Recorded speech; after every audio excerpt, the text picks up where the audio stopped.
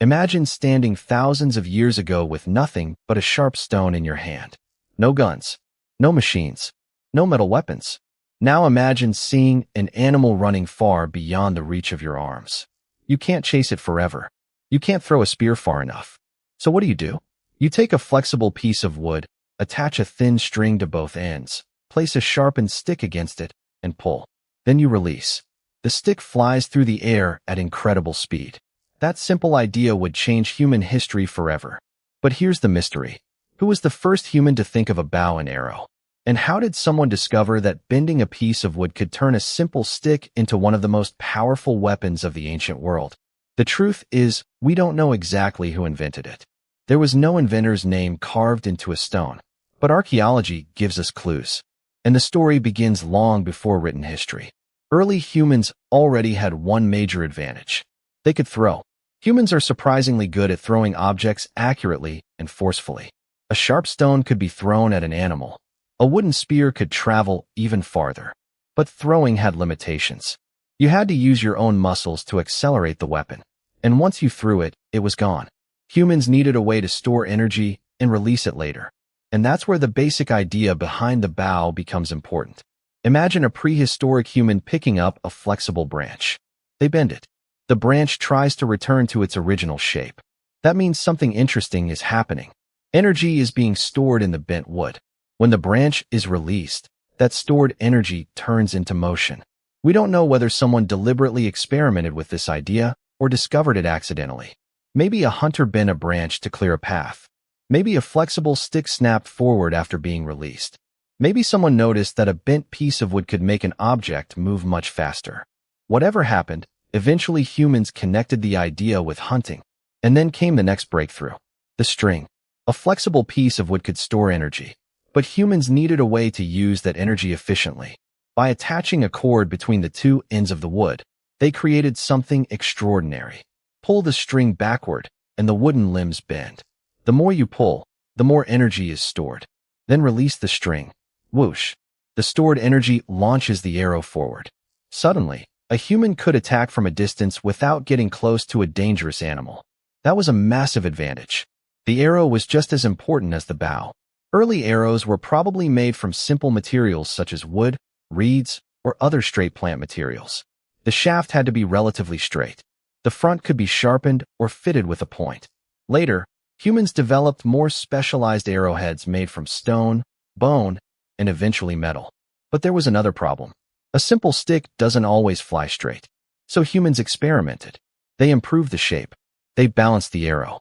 And eventually, they added fletching, feathers, or similar material near the back of the arrow. Fletching helped stabilize the arrow during flight. Now the weapon wasn't just powerful. It could also become surprisingly accurate. So when did humans actually start using bows? This is where things get fascinating.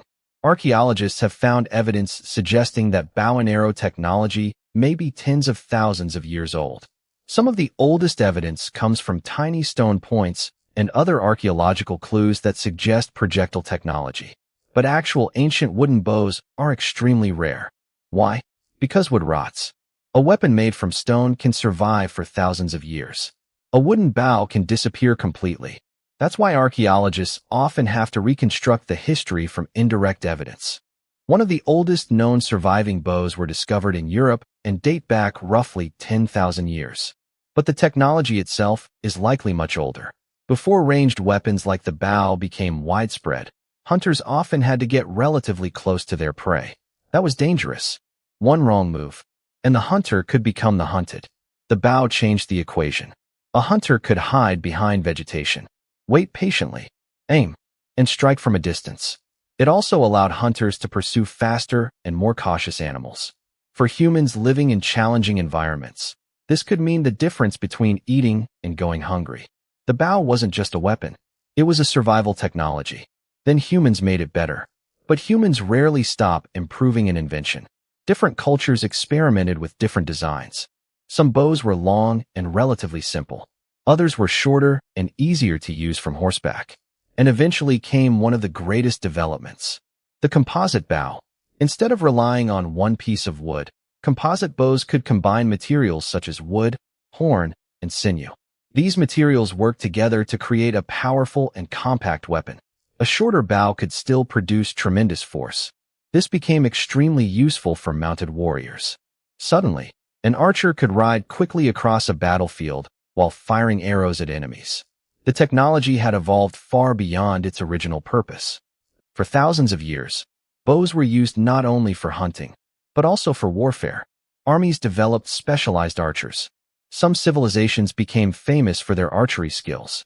Archers could attack enemies from a distance before close combat even began. And the bow had another advantage. It could be reused. Unlike a thrown spear, the archer could fire again and again. Draw, aim, release. A skilled archer could turn a relatively simple tool into a devastating battlefield weapon. But here's the most amazing part. The bow and arrow wasn't created by one genius inventor. There was probably no single moment when someone suddenly said, "I have invented the bow and arrow." Instead, it was likely the result of thousands of small discoveries. A better piece of wood, a stronger cord, a sharper point, a straighter shaft, better balance, better feathers, better technique. Generation after generation, humans improved the idea. And that tells us something important about invention. Great inventions don't always appear fully formed. Sometimes they begin with a simple observation. A branch bends. It stores energy. It snaps back. And eventually, someone asks, what if I could use that? For thousands of years, the bow remained one of humanity's most important ranged weapons. But eventually, another technology appeared. Gunpowder. Firearms gradually became more powerful, easier to train with in some contexts, and capable of penetrating armor that could resist arrows. The battlefield changed. The bow slowly lost its military dominance. But it never completely disappeared. Today, bows are still used for sport, recreation, hunting in some places, and traditional practices. Think about that first mysterious prehistoric archer. We don't know their name. We don't know where they lived. We don't know what animal they were hunting. But we do know something extraordinary happened. A human looked at ordinary materials, wood, cord, and a simple stick, and transformed them into technology that would influence hunting, warfare, exploration, and human culture for thousands of years. The bow and arrow wasn't simply invented. It evolved with humanity. And perhaps that's the most powerful part of the story. Because every great invention begins with the same thing. A human being looking at the world and wondering, what if?